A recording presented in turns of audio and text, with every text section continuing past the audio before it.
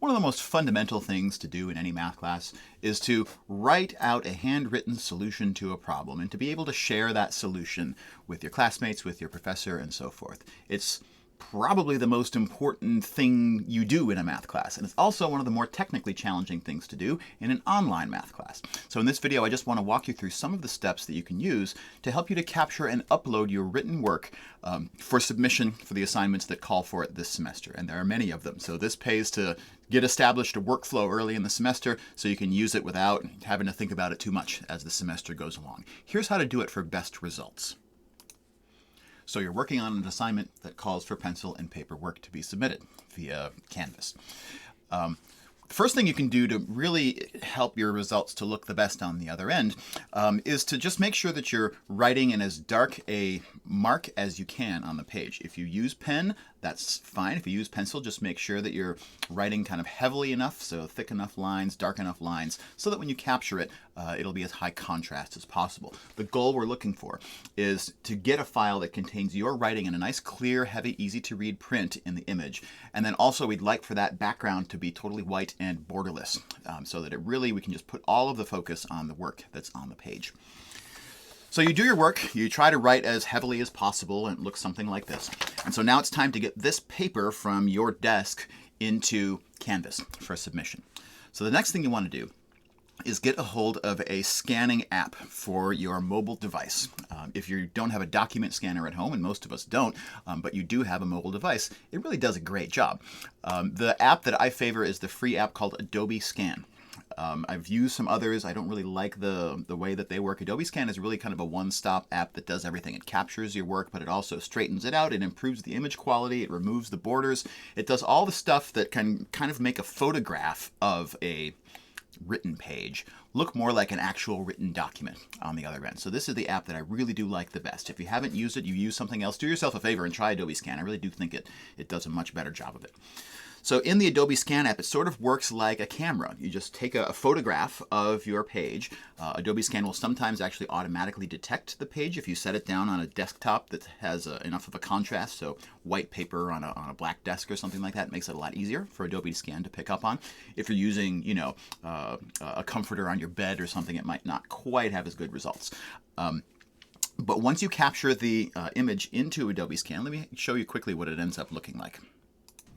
So after Adobe Scan takes a snapshot, like a photograph basically, what you'll see is down in the lower right-hand corner, there's going to be a little place where it says like a little 1 down there. That's kind of where you'll click when you're done scanning. If you have multiple pages, you can keep going and have Adobe Scan continue to take photos, take photos, take photos, and they'll sort of build up in the bottom. It'll show you how many pages that you've scanned. And that's one way that you can make a multi-page PDF out of your scan. Now for a single page, like the one I'm just trying to copy here, I'm going to stop here. And if you click on that bottom right-hand corner, that's how Adobe Scan knows that you're kind of done and ready to move on. And so what it'll show you next is it'll show you the photograph that it took, and also a little bounding box to kind of show you where it thinks the edges of the page are. If you want to make sure that your background is as borderless as possible, you should adjust these and make them drag the corners, drag the sides, so that they match up with the sides of the page as best as possible. So just drag those around until it exactly matches the edges of the page. If you're scanning something multi-page and you have this little corner fold like I have in the upper right, don't worry about that. Just make sure to get it tight as you can all around the other edges. Try not to cut off any text either that you might have on the page. After you've done that and you hit continue, Adobe Scan will show you the sort of straightened and image contrasted and black and white copy of what the PDF is going to look like that it generates.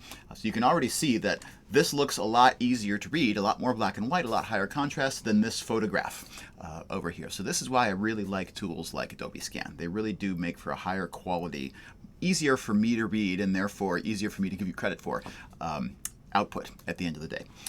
On this screen, you'll probably want to rename your file, call it something descriptive, like put your last name, quiz 6, whatever, and then hit Save PDF up in the upper right-hand corner.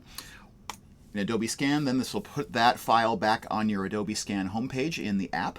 And then from there, depending on what you're doing with this file, you can either hit the share button, which is going to share a PDF copy of that document.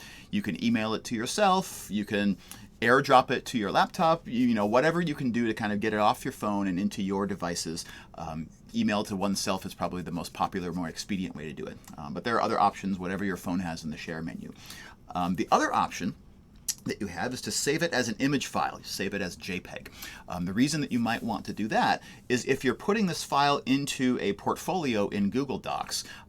Google Docs can embed image files in a document, but it can't really embed PDFs. So when it comes time to put your written work into a Google Doc, you do want to export it as an image file, as a JPEG. I think the default is that it puts it into your phone's photo library, photo gallery, when you use this option. So then from there, you just have to figure out a way. Again, send it to yourself, AirDrop it, put it up into the cloud, whatever it is that you can do to get it off the phone and into your other device where you can connect it with Google Docs or Canvas. So then the end game is, if you need to submit this file to Canvas, because it's part of a built-in quiz that it's expecting an upload for, there'll be an upload button right there in the quiz. You can press choose a file, go and find that file, upload it to Canvas, you'll be all set. On the other hand, if you're needing to embed your work into a Google Docs portfolio, then you'll need to use the image file version, not the PDF file version. And so what you'll do from Google Docs is place your cursor wherever in the document it is that you need to do this insert. Choose Insert Image. Upload from computer if it's living on your computer. If you already put it in your Google Drive for some reason, you can use the Drive option. But wherever it is that you'll find that. So I'm just going to upload from my computer. Go and select the image file. And then in Google Docs, we'll just drop it right in there. If it's a full page that you put in, usually it's too large when you first put it into Google Docs, and so you might need to shrink it just a little bit to get it to fit on the one page that it was supposed to fit on in your document. Looks like I might need to shrink it a little bit more. There we go. Maybe center it or something so that it looks as polished as possible in your finished document. So if you're building a portfolio out of these, use the image files to upload them into your Google document. If you're just submitting them via Canvas, use the PDF versions or the image versions, whichever you prefer, and just use the choose a file option in the upload dialog right in the quiz on Canvas. So I hope this was helpful. Again, if you have any questions about this process, you run into any snags, drop a question in the tech support chat channel in Discord, and I'll be happy to help out with that.